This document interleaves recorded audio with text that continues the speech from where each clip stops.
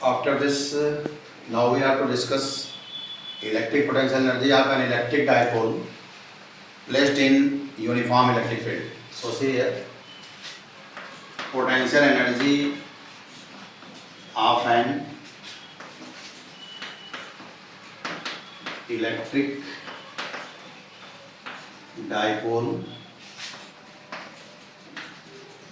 placed in uniform electric field.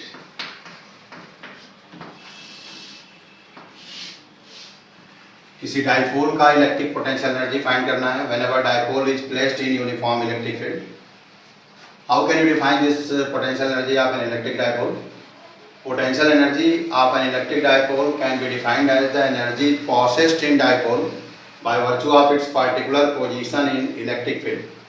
See, we can write it, the energy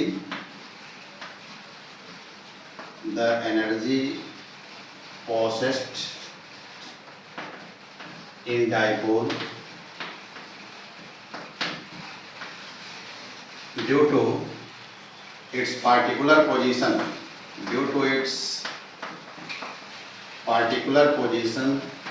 in electric field, due to its particular position in electric field। यही इसी energy को हम लोग potential energy of dipole कहेंगे। The energy possessed in dipole due to its particular position in electric field is called its potential energy. Suppose a dipole is placed in uniform electric field like this. This one is uniform electric field E. An electric dipole, as you know, it consists two equal opposite charges, minus Q plus Q. You also know dipole moment. Dipole moment का direction minus Q charge to plus Q charge. This is dipole moment. P. Angle between direction of electric field and dipole moment, suppose it is theta. This one is dipole. So we have already derived the formula of torque acting on dipole whenever placed in uniform electric field. Torque acts on dipole in this particular position, tau equal to P sin theta। अब देखिए, energy process means we have to find work done इस particular position तक या किसी भी particular position तक ले आने में अगेंस्ट टार्क जो वर्क होगा वही वर्क इसके अंदर पोटेंशियल एनर्जी के फॉर्म में स्टोर हो। इसलिए पोटेंशियल एनर्जी डिराइव करने के लिए एम हमारा है वर्क डन फाइंड करना against this torque. I think you are well known by the formula of work done against torque. For small work we can write torque into angular displacement. So this will be formula. Now a small work done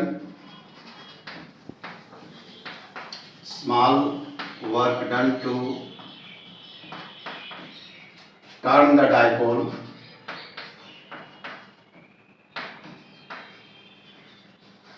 through a small angle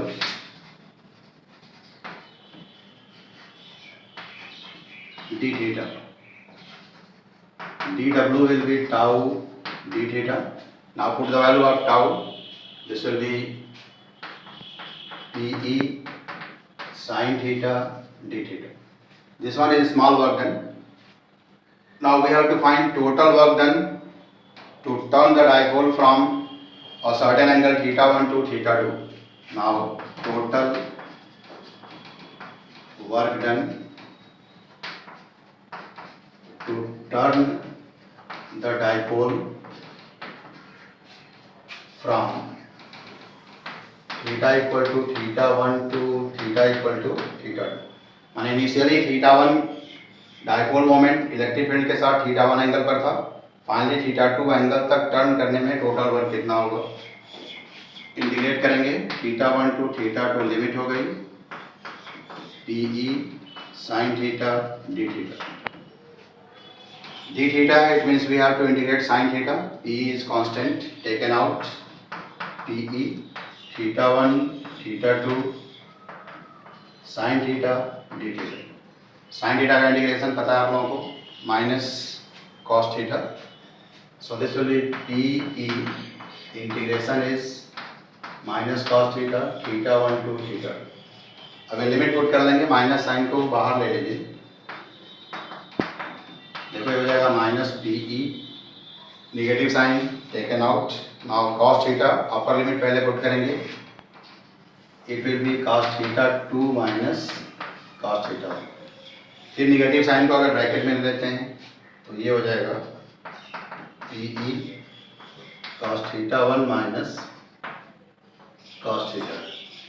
ये work हो गया, और जितना work हो रहा है particular position तक ले आने में, वही वर्क इसके अंदर एनर्जी के फॉर्म में स्टोर होगा और वही पोटेंशियल एनर्जी होगी. So potential energy of dipole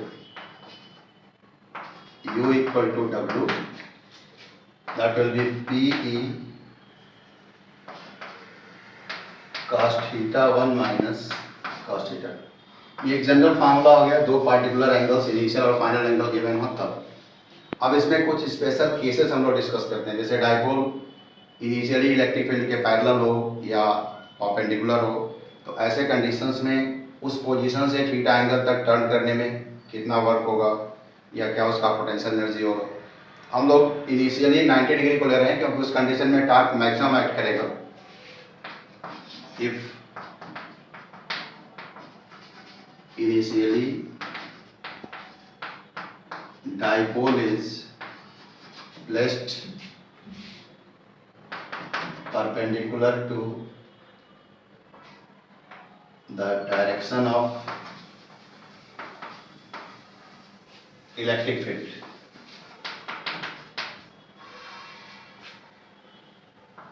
and finally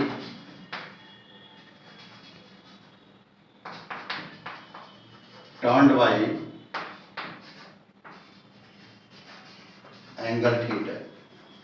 then देखिए इनिशियली हम लोग ये कंसिडर कर लिए कि परपेंडिकुलर प्लेस्ड है और फाइनली थीटा एंगल पर टर्न किया जा रहा है, तो थीटा 1 का वैल्यू क्या हो जाएगा, theta 1 is 90 and theta 2 is theta. अब ये वैल्यू पुट करेंगे इस इक्वेशन में थीटा 1 और थीटा 2 के.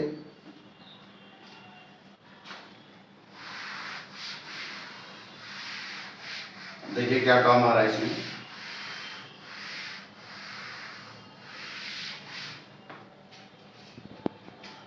इस फार्मूले में थीटा 1 के प्लेस पर 90 और थीटा 2 के प्लेस पर थीटा पुट कर दो. So this electric potential energy PE cos 90 minus cos theta. You know the value of cos 90, that will be 0. So this is equal to 0 minus cos theta, that is minus PE cos theta. अब देखिए potential energy हो गया minus PE cos theta, या vector form में minus vector P dot vector E, ये लिख सकते हैं. So this is the formula of electric potential energy of an electric dipole placed in uniform electric field. अब यहाँ एक ही एंगल है, पार्टिकुलर एंगल तक अगर टर्न करना होगा तो ये पोटेंशियल एनर्जी का फार्मूला होगा. अब इसमें दो इम्पॉर्टेंट सिचुएशंस आते हैं, इस बेसिस पर हम लोग ये बता पाते हैं कि डाइपोल कब इक्विलिब्रियम स्टेट में है और कब स्टेबल इक्विलिब्रियम में है और कब अनस्टेबल इक्विलिब्रियम में है. तो जरा चेक किया जाए. स्टेबल इक्विलिब्रियम, ये बोर्ड में एक बार पूछा भी गया है, फिगर ड्रॉ करने के लिए कहा गया है कि represent by drawing diagram stable equilibrium.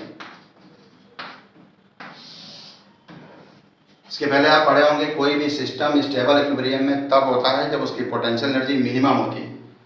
तो स्टेबल इक्विलिब्रियम में अगर हम लोग यहाँ ले लें थीटा इक्वल टू 0 डिग्री,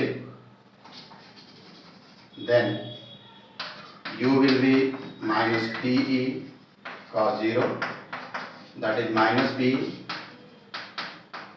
ये मिनिमम पोटेंशियल एनर्जी हो गया, और मिनिमम पोटेंशियल एनर्जी के केस में डाइपोल स्टेबल इक्विलिब्रियम में कहलाएगा.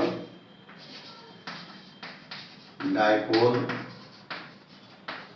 Will be in stable equilibrium.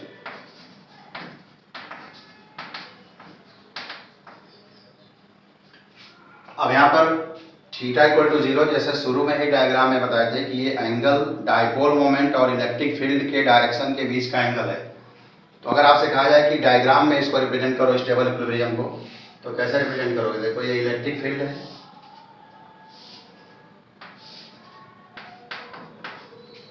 और डाइपोल मोमेंट इलेक्ट्रिक फील्ड के पैरेलल है।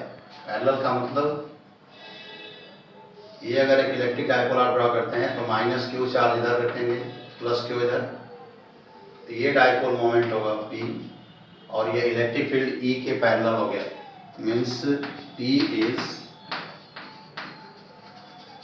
Parallel to E। Dipole moment electric field के पैरेलल होगा, ये स्टेबल इक्विलिब्रियम को रिप्रेजेंट करेगा। ऐसे ही नेक्स्ट एक और कंडीशन चेक करो इसमें, स्टेबल और अनस्टेबल दो तरह के इक्विलिब्रियम डायग्राम में ड्रॉ करने के लिए ये बोर्ड में पूछा गया। तो सेकंड कंडीशन अनस्टेबल इक्विलिब्रियम, इसमें कंडीशन ले लीजिए theta equal to 180 degree, then u is minus PE cos 180, you know the value of cos 180 minus 1, तो minus 1 into minus PE it will be plus PE, it is maximum। Potential energy जब maximum हो गया तो dipole unstable state में होगा, dipole will be in unstable state. अब इसको अगर डायग्राम में आपको रिप्रेजेंट करना हो तो देखिए again we have to draw this electric field directed from left to right and dipole moment और इलेक्ट्रिक फील्ड के बीच का एंगल 180 डिग्री है। तो क्या करेंगे यहाँ पर माइनस क्यू चार्ज इधर हो गया, प्लस क्यू इधर हुआ, ये हुआ dipole moment. and dipole moment का डायरेक्शन इलेक्ट्रिक फील्ड के जस्ट अपोजिट है, that is we can say that P is anti parallel to E। P जब E के माने डाइपोल मोमेंट जब इलेक्ट्रिक फील्ड के एंटी पैरेलल होगा उस समय ये अनस्टेबल इक्विलिब्रियम को रिप्रेजेंट करेगा। तो ये दो कंडीशंस हैं जिनको डायग्राम में ड्रॉ करने के लिए बोर्ड में कहा गया है। तो कंडीशंस भी साथ साथ जानेंगे। Electric potential energy as you know it is P dot E means it is scalar quantity, unit you already know, unit previous lecture में भी आपको बताया गया था जूल। एक और यूनिट इसकी होती है इलेक्ट्रॉन वोल्ट, EV से रिप्रेजेंट करते हैं। कैसे डिफाइन कर पाओगे 1 electron volt? 1 electron volt is the potential energy gained or lost by electron when it is accelerated through potential difference of 1 volt। 1 volt के पोटेंशियल डिफरेंस में अगर इलेक्ट्रॉन एक्सेलरेट होगा तो जितना एनर्जी गेन करेगा या लूज करेगा वो 1 इलेक्ट्रॉन वोल्ट होगा। This 1 electron volt equal to 1.6 10⁻⁻19 joule electron के चार्ज के इक्वल, क्योंकि V का वैल्यू 1 हो जाएगा और E के जगह पर 4 पुट करेंगे तो जूल में कन्वर्ट हो जाएगा। अब ऐसे ही मान लो जनरल वे में एक मिलियन इलेक्ट्रॉन वोल्ट भी यूज होता है, 1 million electron volt that is 10⁻6 electron volt, 10⁻6 into 1.6 10⁻⁻19 joule, that will B 1.6 into 10⁻⁻13 joule. तो ये मिलियन इलेक्ट्रॉन वोल्ट हो गया। मिलियन, गीगा, किलो इस तरह का टर्म आएगा तो आप वहाँ कन्वर्ट कर लेंगे। इस तरह हम लोग इस टर्म को लगभग इस टॉपिक को कंप्लीट कर लिए। In next lecture we will discuss about electrical capacitance. Thanks.